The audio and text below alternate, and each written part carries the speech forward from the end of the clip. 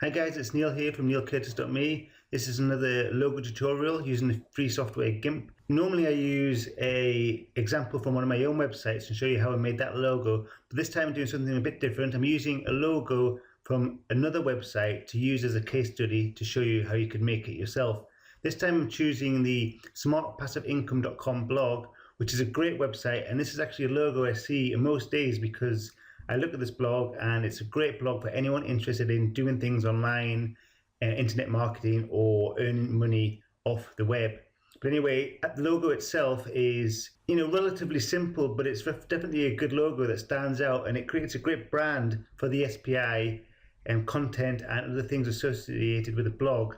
So I'm going to show you how you can make this yourself using the free software GIMP. But of course, you should never use exact copies of someone else's logo if you are going to use it for your own work. But you can look at the design aspects and the different techniques involved in creating this logo and use it yourself to create your own original logos for your work. So anyway, we'll get started. We'll just open up GIMP, and I'm using version 2.8 here. Just load it up. It's going to create a new file, new project, and I'm going to give it a width and height of 1000 and a resolution of 800. And this is quite big and quite high because I want it to be a sharp image at the end, so the higher you put here and the higher the resolution of the final image. It's going to open up the screenshot of the logo that we're making. So this is the original logo, just so we've got something to look at as a reference when we're building up our design. First thing I'm going to do is I'm going to create a new transparent layer, and I'm going to use the rectangular select tool to draw out a rectangle of roughly the right dimensions. And I'm not going to do this perfect, I'm not going to measure things, I'm just going to do it by eye. And then I'm going to round the corners. We'll try 20 in the radius, and that looks okay. And we want to color it in green to start with. And I'll just use the color select tool, and I've got to make sure I've got the right layer selected, just to copy the green from the original logo, just to save a bit of time trying to guess what it was. And I'll use the bucket fill tool and just fill in on a new layer that rounded rectangle we just created. And with the selection still on there, I'm going to grow it by 5 because I want to put the white border to this green section. I want to grow up some more because try it again. It's too much. I'll do Control Z to undo that last grow, but I do want to grow a bit more, so I'll use a value of 2 here. Yep, and that's good enough. So now we've got that. I'm going to paste that on a new layer beneath this green one and fill it full of white. So we'll put the white to the foreground and bucket fill that. And it's done, but we can't see it, but I'll just turn off the background. So you can see we have got a white border there now, or a white rectangle behind the green rectangle, so it looks like a border. I'll just draw on a new layer a rectangle area and colour it in grey, just so it's like the original logo, just so we can see the border and other features better. So again, I'll use the colour select so we've got the right grey, although it's not vital. I'll just fill in this new layer which is beneath the white and the green layers, just so we've got a dark background now, so you can see the border of the white. Right, so we'll go ahead and write the word smart. So with white font. And I'm just using a font that's kind of similar to what's on the original logo, but it's not the same. You'll see it's not the same, but that doesn't matter. That's not important. I've just wrote the word smart there, but the text layer is beneath the white and the green layer, so we can't see it. So I just need to move it up.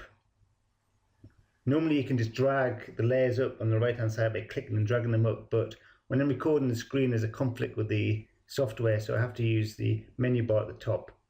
So just drag the text layer to the top, and now I'm just increasing the size so it's roughly the right size. Oops, I didn't want to do that.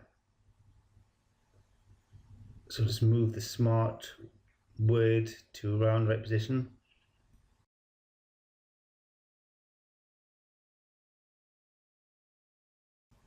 Let's see what looks like bold. No, it doesn't look very good, so I'll just leave it original.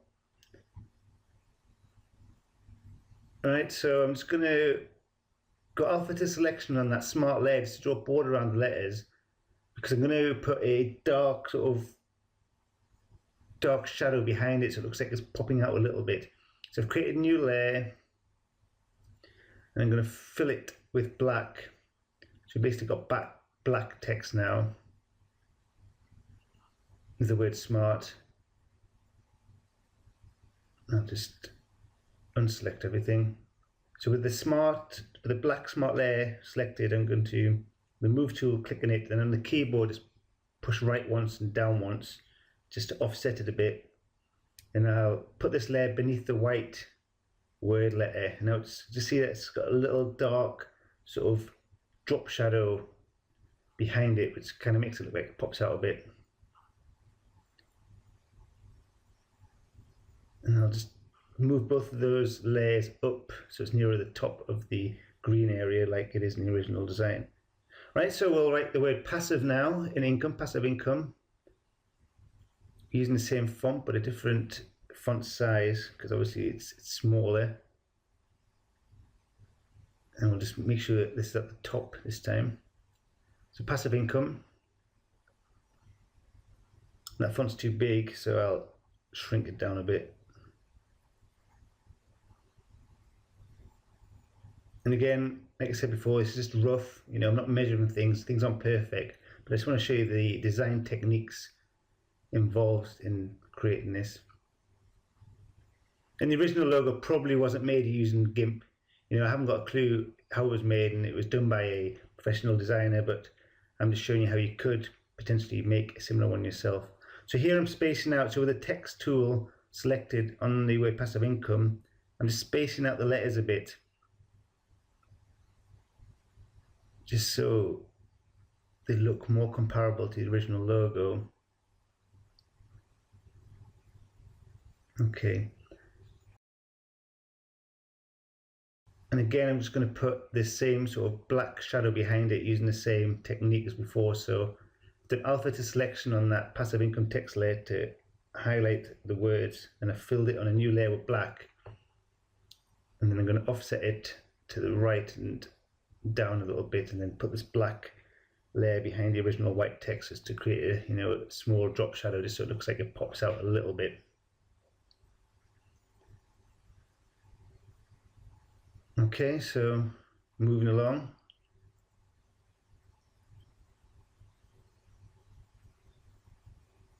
I'm going to merge the white text layer onto its black background for both smart and income, because so they're all just one layer now, so it's easy to deal with. And I want to squash up this word smart a bit because it's a bit stretched out. So first off, I'm going to go auto crop, just so I'm cropping the layer size down just around the word, because before it was too big. Now using the scale tool, I've clicked on the word smart. I'm just going to push it together just to squash up the letters a little bit because they're a bit too spread out compared to the original design, and that'll do. It doesn't have to be perfect. And I'm going to do the opposite with the word passive income. I'm going to stretch them a little bit, and again that'll do. And what I'm going to do now is I'm going to align them. So using the alignment tool and the option align with active layer. So I've clicked on the green layer, so that's active layer. Now I'm going to click on both the smart and the passive income words and then just align them centrally. So you see they're now centrally aligned on top of that green layer, which is exactly what we want. So they're right in the middle. So that's a quick way of doing this. I'm just going to click on the smart layer with the move tool and using the arrow keys and the keyboard, just push it up a bit so it's at the top of the green area, about right. And I'll do the same with the income.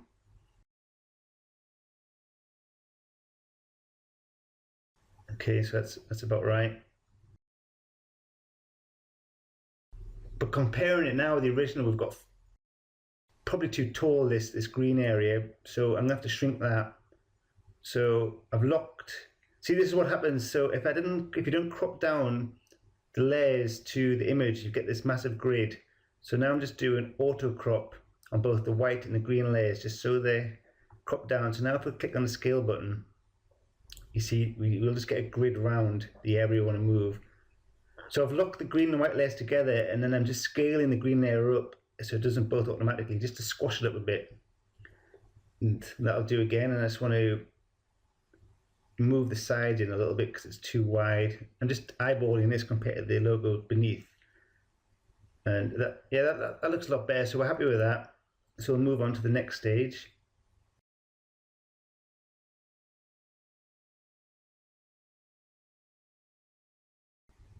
I'll just make sure these areas are aligned centrally again, which they weren't because we moved the dimensions of the green. I've locked the word smart and passive income together, and I'm just going to budge that down a little bit. Just looking at the logo beneath, I think it needs that, and that's good enough for that now.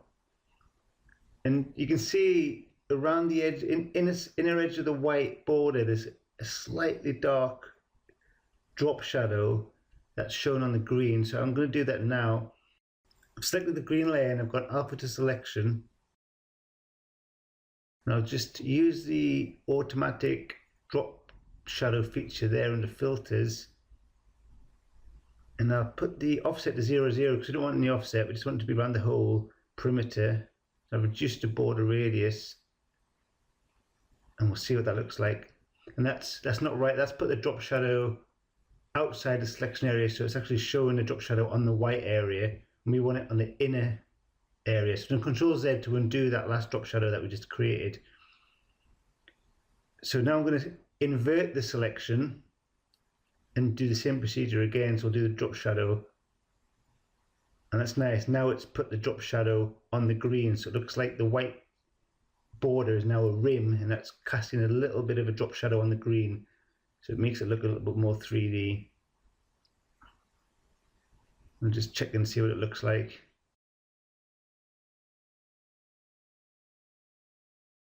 Darken up that drop shadow by increasing its opacity. Yep, and there we go, that's good. Right, so we're ready for the next part, which is these bits of paper, these scrap bits of paper with the writing, you know, the and blog on it. It's pinned to the board. Create a new layer. And using the rectangular select tool, just draw a rectangle, shape roughly the right size of the sheet of paper. It doesn't have to be perfect. I'll just drag this down into position a little bit better.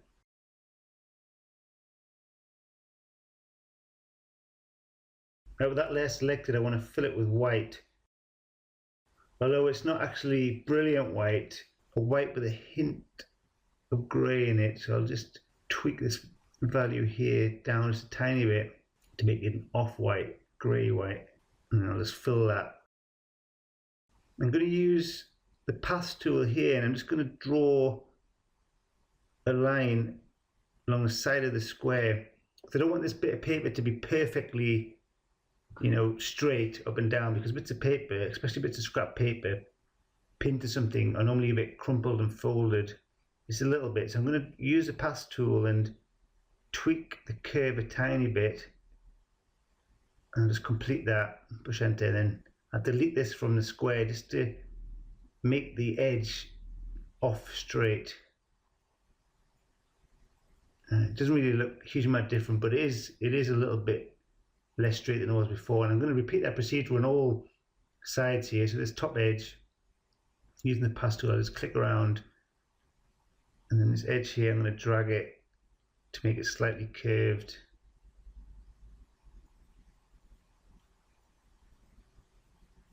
And I'm probably spending way too much time doing this than I need to, but I'm going to do it anyway.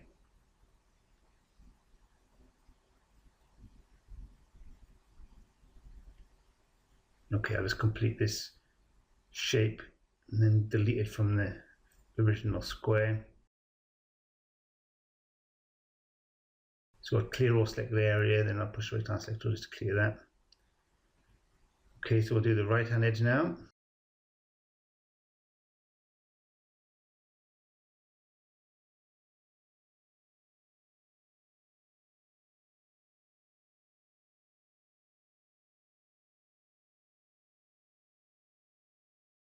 And delete that shape from the original white square.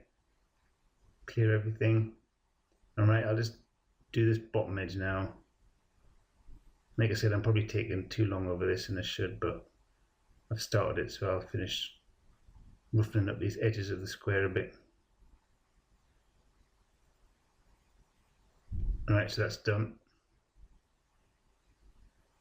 So there's our square with less straight sides now. Right, so the bottom right hand corner of that bit of paper is folded over, isn't it? So that's what we need to do now. So I'm going to duplicate that layer we've created. So we've got a copy of it for later on, but I'm going to make it invisible. Now I'm going to modify the corner of this square that we've got showing now.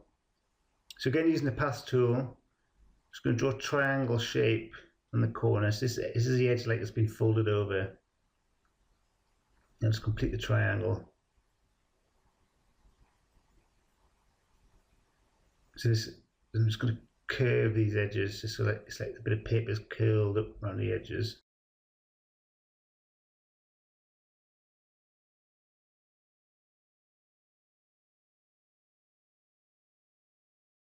Alright, I'll just pull that into position.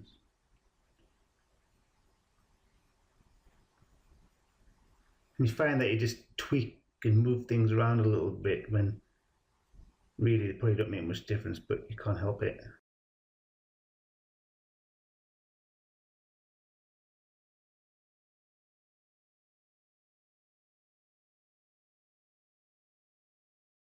Right, and I'm just going to curve this bottom edge a tiny bit just so it doesn't look too sharp and perfect. Yeah, that's good. So I'm going to hit enter to select that area.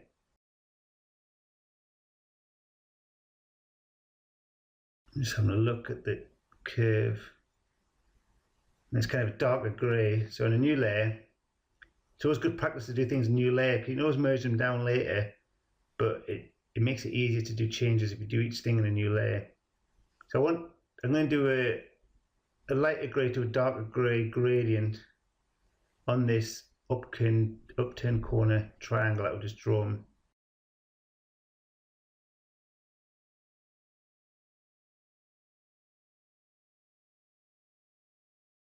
So we've got the foreground, background greys. I select the gradient, drag it up, drag it down. Just experimenting here because I'm just doing this in real time just to see what it looks like. It looks okay, so I'll unselect that area to see what this looks like. That looks alright actually. So now we'll select the original square and we need to delete that corner that we folded over. So just with the eraser tool with a sharp edge, just deleting the white. This is why I made a copy of the square before, so we've got the original shape to go back to when we need to. So just deleting as carefully as I can. So now we've got an upturned corner. Looks decent. I'm just going to darken it up on the bottom edge a little bit using the dodge burn tools. I'll just remember where it is. So it's that one there. I select burn, and this means it darkens up areas. I'm going to select a blurred edge pen with a big size. And I'm just clicking around. You see, just darkening up the bottom edge a little bit. I'm going to lighten up the top edge a little bit using the dodge tool. That was too harsh, so I'm just going to make this pen a bit bigger. And click around, just lightening up that. So now we've got a bit more of a gradient. I think that looks pretty good. Looks like quite a good effect. Looks like the corner of the page is turned over. Okay, so I'm going to go ahead and merge that triangle down onto the white paper layer. So we've just got one there now. And I'm going to do auto crop again. Remember, just so we crop the layer down to just around the image. And I'm going to use the rotation tool and just click on this layer and rotate it so it's twisted a bit. Okay, so I'm going to turn on the original square layer beneath. So we've got another bit of paper beneath it now. Actually, I'm just going to duplicate that layer. And you see it's got a massive grade, so I need to crop that layer to selection. I'll do that with the layer above that I just duplicated. So now I'm going to twist the bottom. So we've got 3 bits of paper now all twisted in a slightly different angle. Right, so I'm going to create a drop shadow from that top bit of paper with a curved edge. So it's going to create a shadow on the bit of paper beneath just to look like it's got a bit of depth to it. So slight offset and radius of 10. And that's too dark. I'm going to reduce the opacity so it's less of a dramatic drop shadow. But you see that already makes it look a bit nicer. You can see the individual sheets a bit nicer. I'm just going to move the bit of sheet of paper beneath. And again, when you do this yourself, you'll notice that you just select different layers and you tweak things, move things, really without thinking about it, just to try and get things right.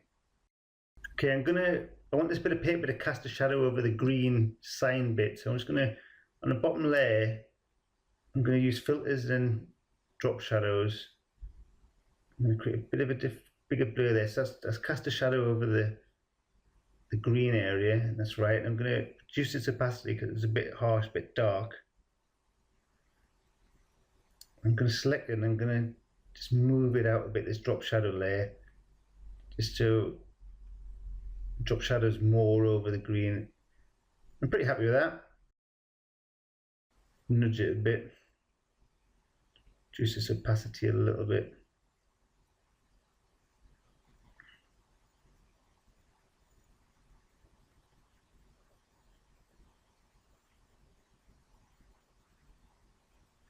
Okay, so I'm gonna go alpha to selection around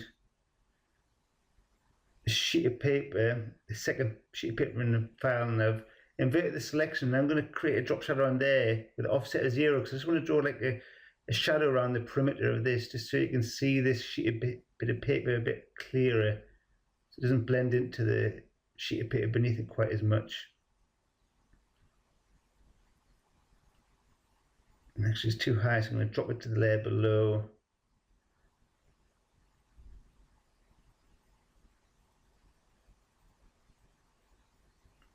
I'm just trying to find which layer this drop shadow is on.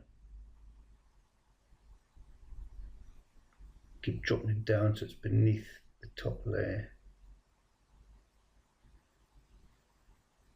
So I'm just reduce the position of this shadow that I've just created. And just drag it out a bit. So there, so now I've got a faint dark line so you can actually see the different layers of paper. I'm sorry I'm not being that clear here, but I'm just modifying what layer the drop shadow is on just so it showed up in the right position. So if I select none now, you can sort of see the individual sheets of paper more clearly. And that looks like a nice stack of paper actually, and I'm quite happy with that effect.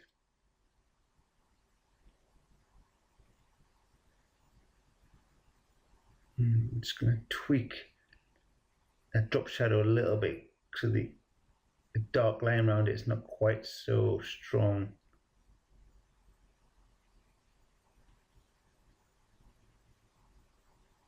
Okay, I'll leave it at that. All right, so we've got, so I'm going to lock all those layers together that are all this sheet of paper that I just created with all the shadows. And then I'm just going to move them all, just going to rotate them all together. And you see we've got a massive grid. I'm not going to bother auto cropping it this time because I don't know what layer is creating that massive grid. Just rotate everything a little bit. Just move it as a unit down a little bit. Again, it's eyeballing compared to the original logo, but it doesn't have to be perfect. I'm going to merge all of these layers together now because we don't need them all as separate layers. So just to make things a bit easier to understand, I'm just going to merge all of these sheets of paper layers and drop shadows together. And there we go. I turn them on and off. Everything's turned on and off together.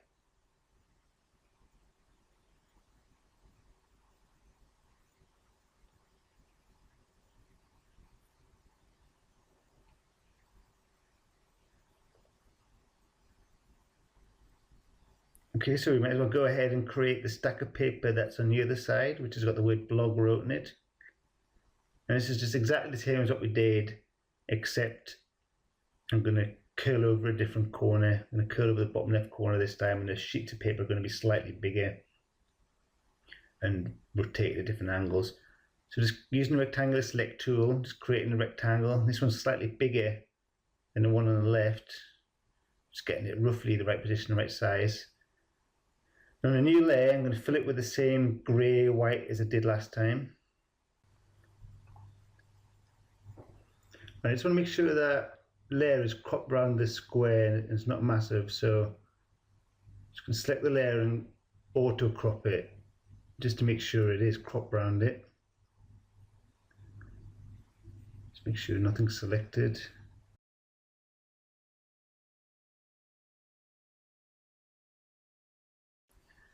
I'm going to see if I can rough up the edges a bit. Instead of using the path tool, I want to see if I can use the eye warp filter, but it's not letting me. And normally it lets you warp and distort the edges of things, but again I think there's a conflict between the video recording software and the GIMP software, so I'm just going to use the path tool again and just do what we did last time and roughen up the edges a little bit, curve them up a bit so they look more like a bit of distressed bit of paper rather than a perfectly cut brand new bit of paper. Just going to speed up this video by 3 times because this is just a repetitive, long-winded procedure here, and you don't need to see me do it in normal speed. So 3 times quicker than normal, just cropping around the edges of this bit of paper.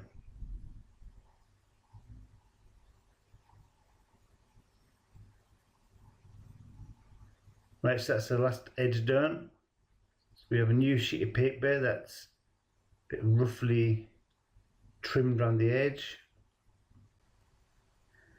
And so on this top right hand edge to look like it's curling, sort of curved a bit more. So I'm just going to play around here, see if I can get it looking a bit more curved out.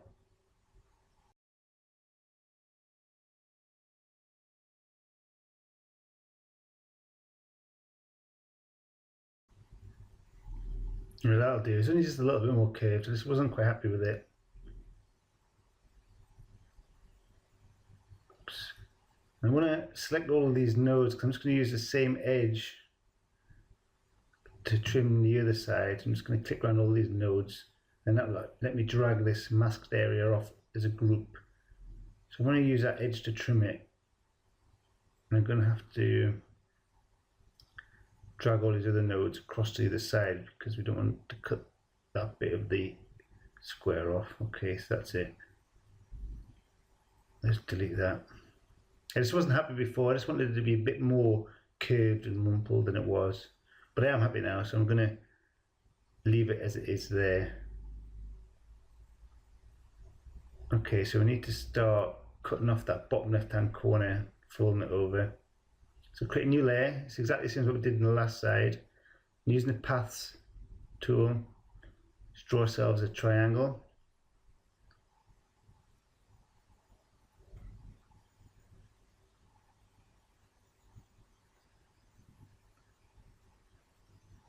Just curve the bottom edge. I'm going to curve all of these edges a little bit.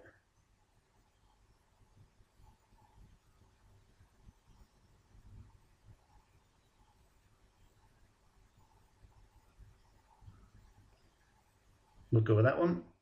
So in this new layer, I'm going to do gradient of darker to lighter grey, just like I did before.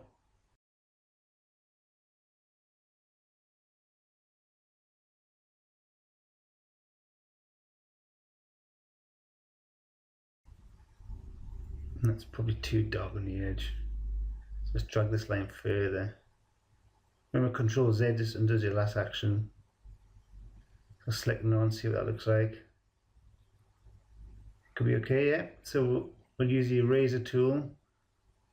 We're going to have to remember to duplicate the full white layer so we can use it later. So on the visible layer, I'm going to use the eraser tool with the hard edge and just It's too big that size. Just that. Let's delete away. So it looks like the corner's curved over.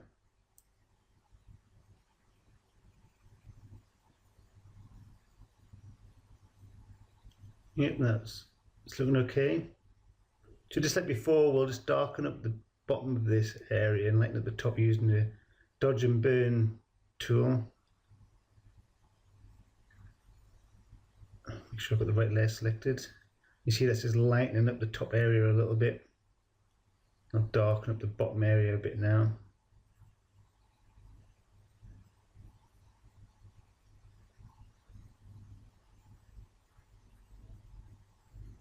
Alright, we'll just see how that looks.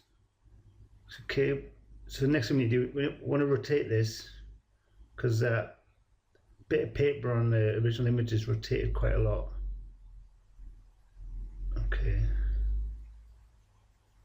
just checking everything looks all right.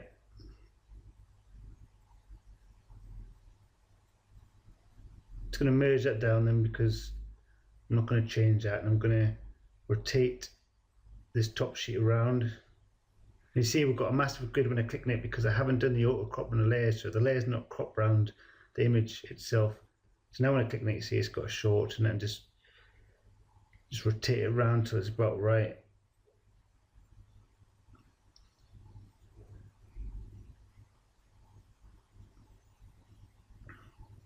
So turn on the layer underneath the other bit of paper that we duplicated a little while back. And I'll spin that one around. It's got the wrong layer there. Make sure I'm on the right layer. So spin that underneath bit of paper around as well. And just make sure I'm on the right layer here. I'm going to duplicate this because we want 3 bits of paper in total. And then I'll rotate this other bit of paper a little bit. So we've got 3 sheets of paper all at slightly different rotations, just so we can see them underneath each other. And I'm just going to move one of the bits of paper across a bit, just make it more obvious there's actually 3 sheets of paper there. So I'm just clicking on the layer and then using the arrow buttons on my keyboard just to move this. Right, so in the top layer I want to create a bit of a drop shadow. Just create a bit of shade under it, make it stand out a bit more. So I'm just using the filters drop shadow. I'll try this 4-4 and no, we'll go 2-2. This, see, this has created a little bit of a drop shadow.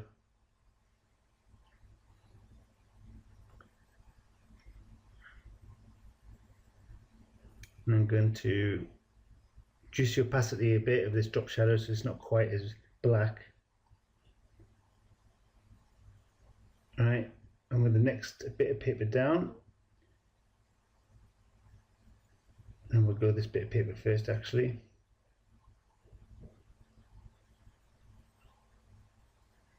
I'm going to move that one up because I prefer that alignment of the bit of paper there above. I'm going to do a drop shadow on that one. I'm going to go 0, 0, just to create a border almost on the outside of it, just so you can see this layer more visibly on top of the layer beneath. Again, I'm going to reduce the opacity of this so it's not quite so dark. These are like the same techniques as what I did on the other side, you know, just creating this shading underneath the bits of paper so they stand out and look more like a stack. But if I take a step back and look, it looks a bit different actually. I'm just going to link those together. I need to push these bits of paper across because in the image below there's more of a gap there where the edge is folded over. So, oops, that's the wrong layer there. So I'm just linking together the drop shadow with the bit of paper that's associated with it. I'm just going to shift them all across just so they're not aligned so perfectly with the top sheet of paper.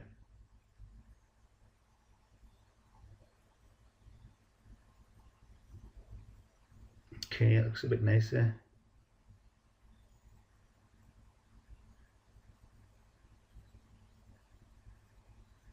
I'm just tweaking these layers by using the arrow keys in the keyboard. I'm going to rotate them all a bit. There's underneath bits of paper. I've linked them all together. Just rotating them and moving until I'm happy with them. And that does look nicer now. I'm getting happy with that.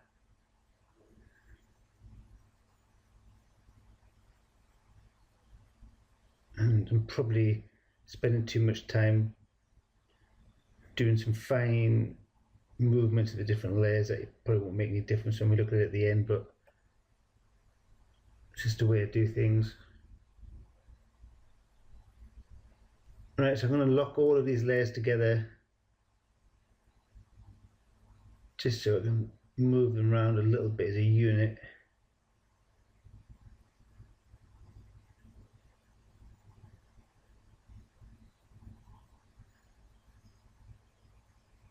Okay, then we'll just merge them all together now because I'm happy with that.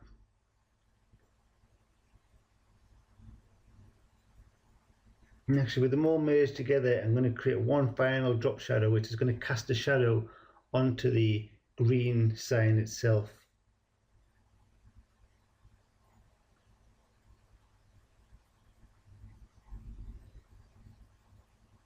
Zoom in to see if you can see that. And you can see actually on the grey, on the dark grey background, you can see it's a bit darker underneath the paper.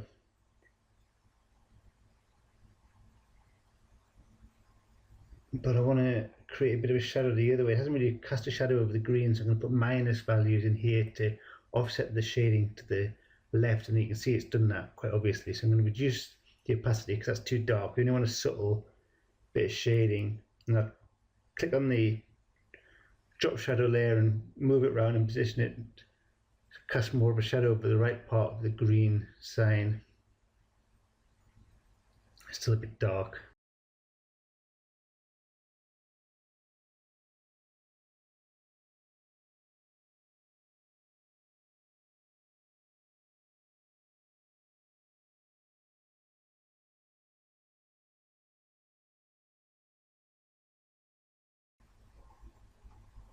Yeah, because I think it's probably done for those bits of paper. So I'm just going to merge them down at those new drop shadows we've created.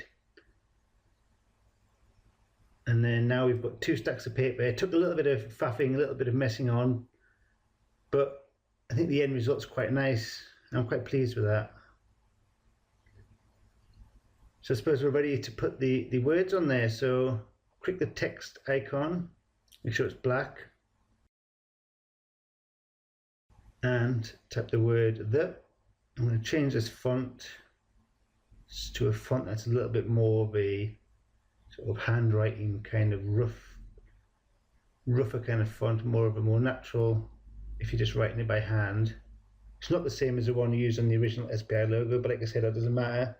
It's about the techniques and getting something that looks comparable in this tutorial. So that'll do, and I've just modified the size so it's decent size on there. Yeah, so it looks alright. I'm just going to increase the font a little bit, make it a tiny bit bigger, and spin it around a bit. There we go, that looks pretty nice. Just final adjustment. Great. So we can blast over to the other side and write the word blog on that bit of paper. So you've got to make sure your text layer that you're writing now is on the top of the pile, because it has to be above the bit of paper layer that it's written on, otherwise you won't be able to see it. So I've wrote that, increase the size a bit so it's a bit bigger writing than the word the. Spin it around. Because what we don't want to look everything to look perfectly symmetrical and, you know, exactly the same. We want it to look a little bit rougher, because this is like someone's just wrote on a scrap bit of paper the word blog and pinned it up to the board. And we'll do those pins in a minute.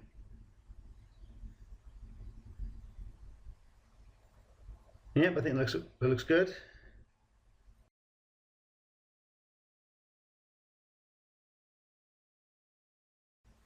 What I'm doing is I'm merging down the word smart and the word passive income onto the green layer, and merge the white and green layers together. So I want to darken up, because you see if you look at the original logo on the bottom there, it's like a bit of a grayer colour across the bottom, across the word passive income, and on the white border at the bottom. So after we've merged all these layers together, I'm going to use the burn tool to darken up this area. And you get different options with the burn tool. This one seems to be not darkening up the white, it seems to be darkening up the green. So I'll try that. That's doing the same. So I'm going to click highlights there. And that's better because it's darkening up the whiter area. So I'm going to make a bigger brush, and there we go. When I click now, you see it's darkening up the white at the bottom and making it a grey colour. And also the word passive income, that's getting a bit darker, a bit greyer. So I'm just clicking around. If I'm not happy with something, I'm doing Control Z just to undo that last bit. That's looking alright, it's looking nice there. I'm just zooming in and out just to get a view of it, just to compare it. See if I'm happy. I'm just going to darken up around the top a little bit too, and the sides.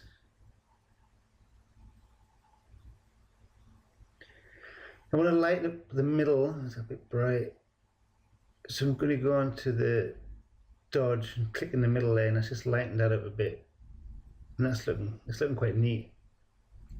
I think adding that extra bit of shading just made it look a bit nicer than it was. Right, let's just think what's left to do. Yeah, we need to add those words at the very bottom of the logo. We need to write the with Pat Flynn on the bottom. So we'll just select the text tool. I'm going to go back and use the same font as I did with when I did the letters smart and passive income. So I'm just doing it in white. You'll notice that the with Pat Flynn's more of a grey colour in the logo below, but I'm just going to do it white to start with. And Pat Flynn, by the way, is the guy who owns the Smart Passive Income blog.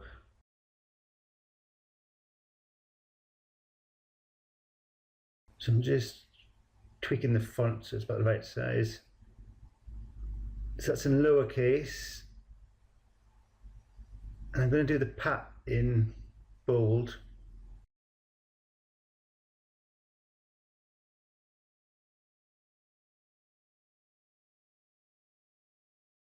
Alright, and then I'm going to increase that size a bit. If you wanted to, you could spend a lot more time getting the font exactly the same and the dimensions and sizes exactly the same, but that's not the point of this. And I'm writing each of the different words as separate text areas because I want the fonts slightly different, each of them. Well, the Pat's in bold, whereas the word Flynn is not in bold. So I'm doing them as separate text areas, and then I'm just going to move them together now.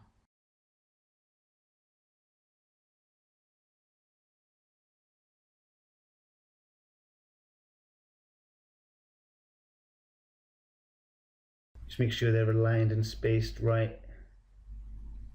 CR. So I'll group the Pat and the Flynn together and drag that across next to the width. Space it out. Check how that's spaced beneath. There's quite a big gap between the width and the Pat Flynn, so I'll just nudge that across a bit. Yeah, I'm just checking there. I wasn't convinced they were in the right height, but it is the right height.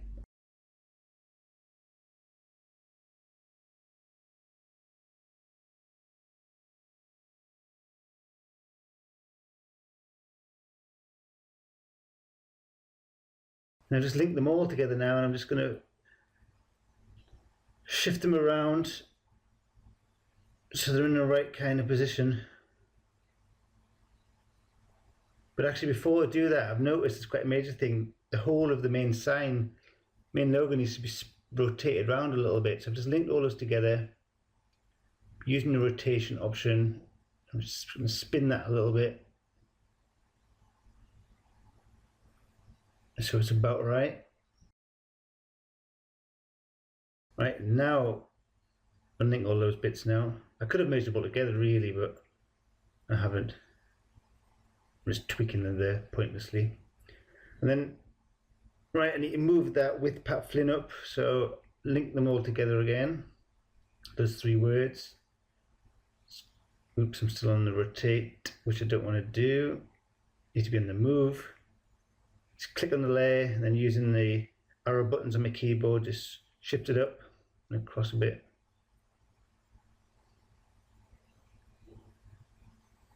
And you see the way the ends of the Flynn are sticking out further than the edge of the bit of paper on the blog, whereas on the original logo it's not really, but that's not important. I think the styling, getting the styling about right, is more important.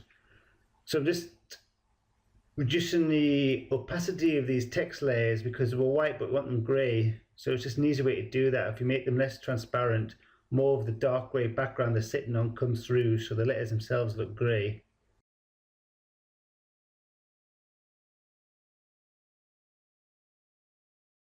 And I want the word Pat just to be a little bit brighter, just to stand out a little bit more. I think that's getting pretty close to being finished. But actually, if you look at the S on the smart below, I've missed something obvious of mine. I haven't made it look like a dollar sign, which it should do. And I should have done this at the beginning and definitely before I rotated it, but never mind, we'll do it now. So I'm creating a new transparent layer above the layer with the S on, which is also merged with the rest of it now. I'm just going to mask out a rectangle shape using a rectangle select area, about the same width as the width of the lettering. I'm going to shift that into about the right position. Right, so on that new layer, I'm going to fill it with white. And then we'll give it a little bit of a black drop shadow like we did with the lettering. Okay, so on that layer I'm going to do alpha selection to reselect around that white. I'm going to create a new transparent layer beneath it, fill it with black. And I've done that, but you can't see it because it's behind the white layer, but I'm going to select it and move it. One push to the right, one push down with the arrows to create the shadow. Right, so I can merge the white and the black layers together now. Clicking them, actually selecting on, and I'll do auto crop the layer just so we know it's neat around that layer. And now I'm going to rotate it and try and get the same rotation as the rest of the letters. And I didn't make a note of what I used before, so I'm going to have to just guess.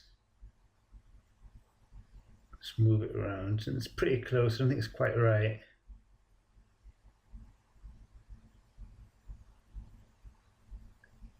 No, so I'm going to spin it some more.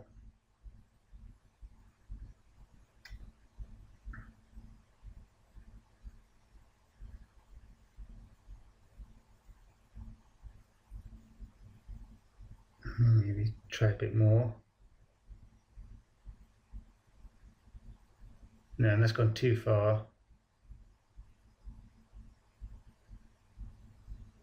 So Control Z to go back to where it was before.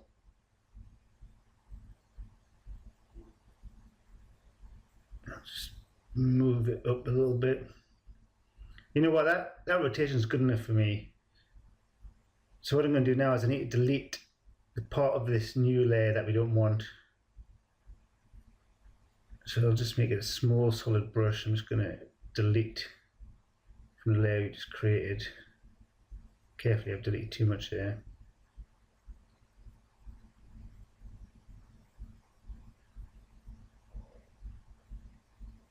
Be neat.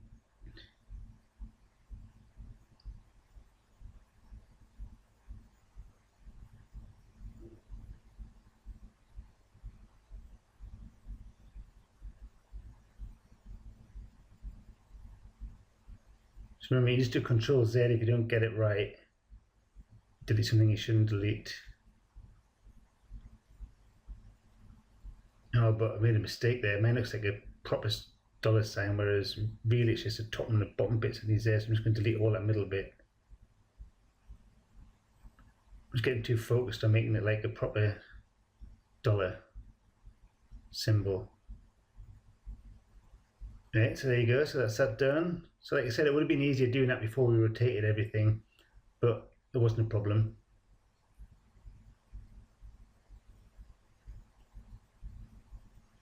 All right, so these pins that are holding these bits of paper onto the board, this is like a little bit of creativity. This is the only thing where it's not just using letters or using solid colors, but it's pretty easy to do. So I'm just creating a new transparent layer and drawing a circle or an oval shape with the selection tool. And I'm just using the color selector to get the right color of this red.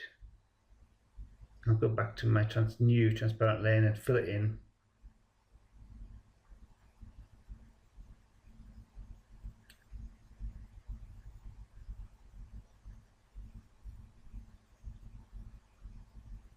And I just want to, using the dodge tool, just clicking on this to lighten it up a little bit, just to give it a bit of a feeling of depth. To select none. Actually, that looks all right. So this has got sort of a rim underneath it. So I'm just going to water crop around that layer, and I'm going to duplicate it. So now we've got two layers. I'm going to move this layer, just duplicate it down a bit, across a bit, no, just down. And I'm going to scale it, just make it a little bit wider, budge it across a bit.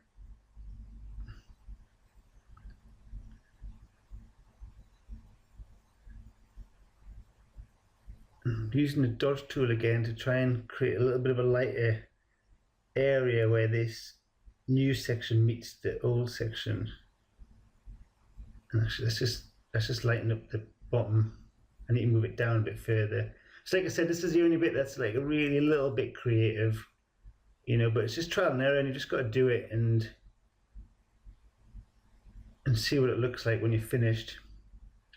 Remember, when you zoom out, things look a bit different. So I've zoomed right out there, and that does actually look like a pin, and that's just about finished to that side. So I've linked the two layers we've created together, and I'm just going to budge them across a bit and move them.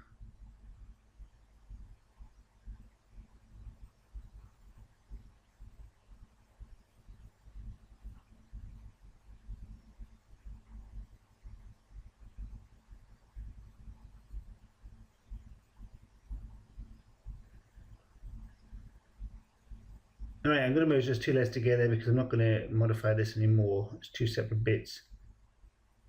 But I am going to add a little bit of dark shading to one side and a little bit of light shading the other side using the dodge burn tool. So I use this tool quite a lot here. So remember, burn darkens up something a bit. And I've got choose the right one, just darken little bits up. So that's darken up that side, you see, and then use the dodge tool to lighten up the other side. So this gives it, a little bit more depth, and just looks a little bit nicer. Makes it look like more like a 3D object rather than just a 2D thing on the screen. Just about finished, I reckon, that.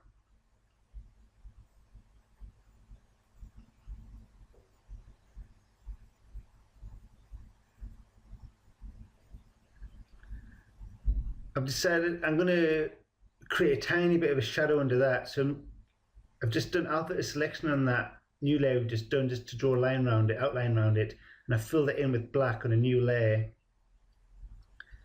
And I'm going to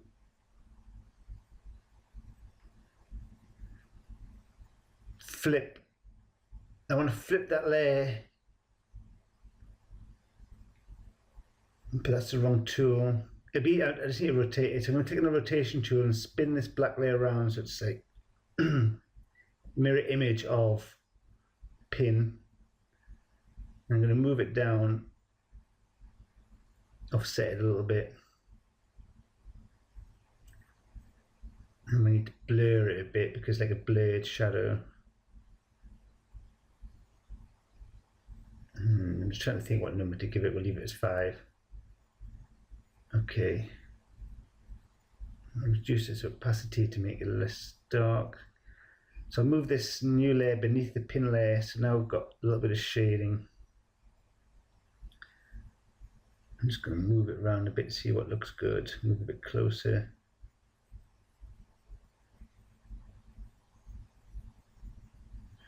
Just going to neaten it up a little bit because I don't like how this grays.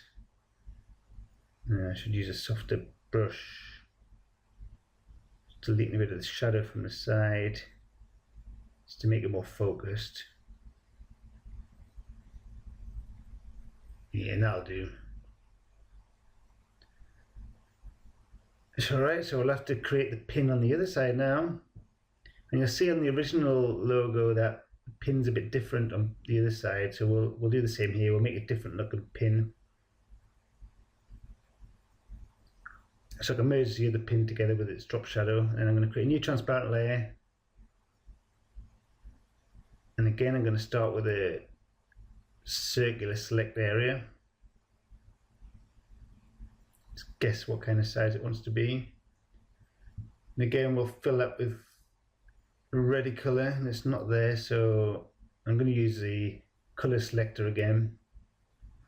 So click on the layer that's got it, and that's not working. And the reason it's not working is because I had the wrong layer selected.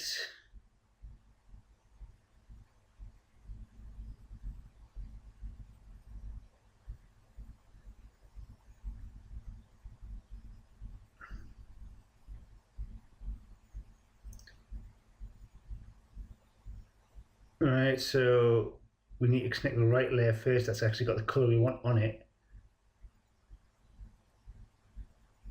And my select area is gone, so I'm going to redraw this circle using the circle select tool. Fill it with this red color. Clicking all the wrong buttons, it's been a long guide. So there we go, so that's that colored in. And auto crop around that just so we haven't got a massive layer area. So this is much more of a 3D shape. So I'll duplicate that layer we've just done and then move it down.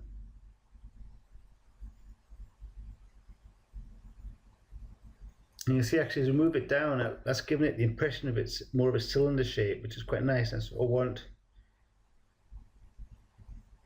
So leave that there and I'll duplicate it again.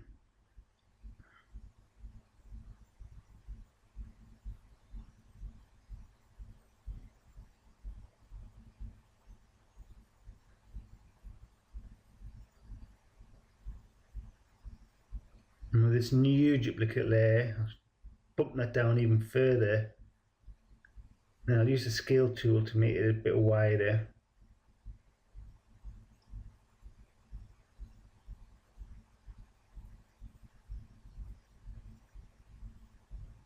Yeah, I just didn't have the right one selected there. This is the bottom layer of this we're doing here. Just tweaking the dimensions so it's a bit wider. And that's not looking right, so I might need to scale it a little bit more to the side.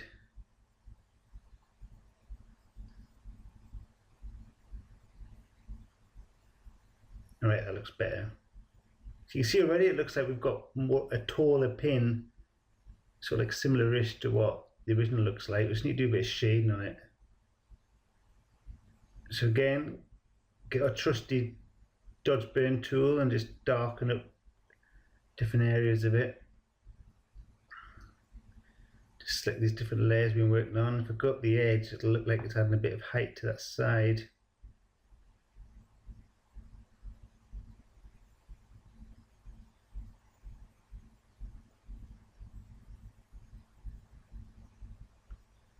And this is kind of just a bit of trial and error. So I'm just doing this in real time, just seeing what it looks like.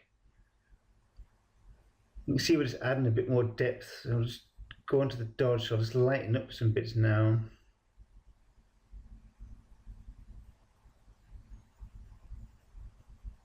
I think that's working quite nicely. I'm just clicking through the 3 different layers that we've created just because I need to lighten up each of these layers.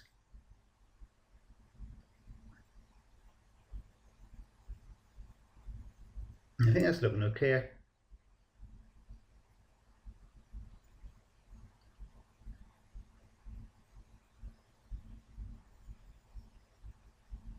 So I'm just going to merge all these 3 layers together now, just make them one unit. And then just to blend them in a bit nicer, I'm going to use a smudge tool. I'm just going to click and drag, so it's just smudging these together a bit, just to make it a bit smoother. Because before there was a bit of a step between the different layers.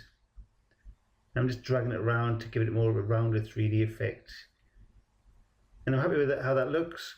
So you saw, I've just been clicking and moving, but you saw it's pretty easy to create your own objects. So I've just created 2 pins here. So I'm going to do alpha selection because I want to draw a drop shadow on this one too. So create a new transparent layer, fill it with black.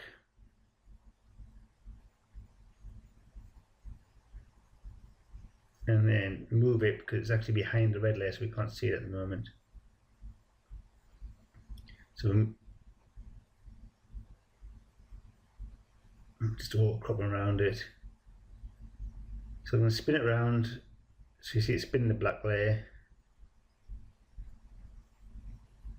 And I'll shift it down a bit. This is going to cast a much bigger shadow because the pin's supposed to be out of the sheet a bit more. It's not pushed right against bits of paper. So reduce its opacity, make it a bit lighter.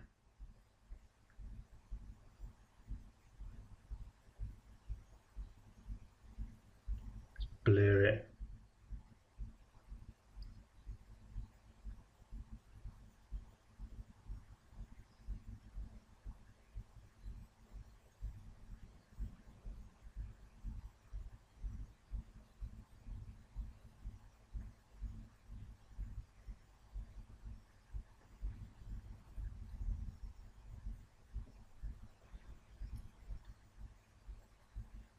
Just see about darkening it up because I want it a bit darker. I want the drop shadow a bit darker than here it is to the pin. That's not really working. I might have to duplicate that layer and delete the bit of the first layer so it's lighter near the edge of that. So now I'm just deleting some of it so it's slightly darker near the pin and lighter near the edge.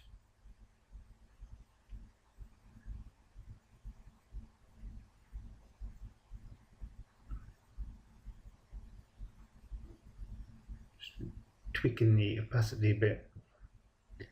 So it's just quite a lot of trial and error just to try and get things looking how you want it to look. That's getting pretty close, to be honest.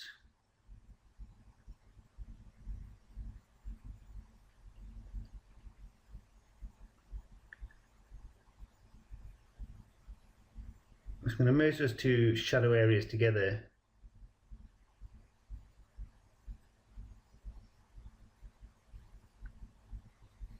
And move them across a bit because I want it offset a bit more. Rotate it a little bit.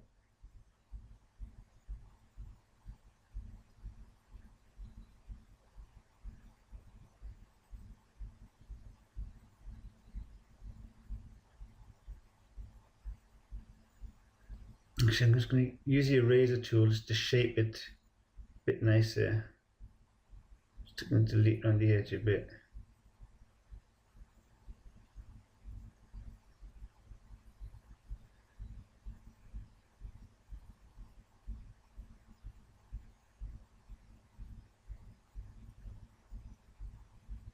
Yeah, you know what? I think that's good. I'm just going to give it a little bit more of a blur because that edge is a bit hard that I've just deleted. Make it a little bit lighter.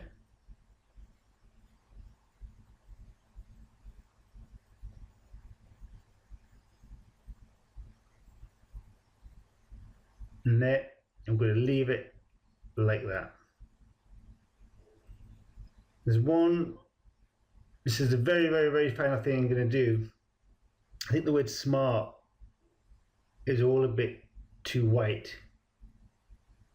I'm just going to merge a little bit of the dollar sign down at the S because it doesn't have to be too much. And look, there's a little bit of a error there. So I'm going to use the smudge tool and just smudge that white down so it's nice. And then I want to darken up some of the word smart, but I don't want to touch the rest of the sign. Because I merged them all together, I'm going to have to use this magic wand masking tool just to select the letters I want.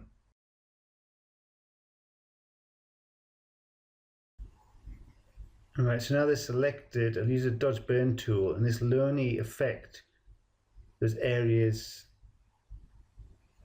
within that dashed line. So you see that's doing it, but I need a much bigger brush size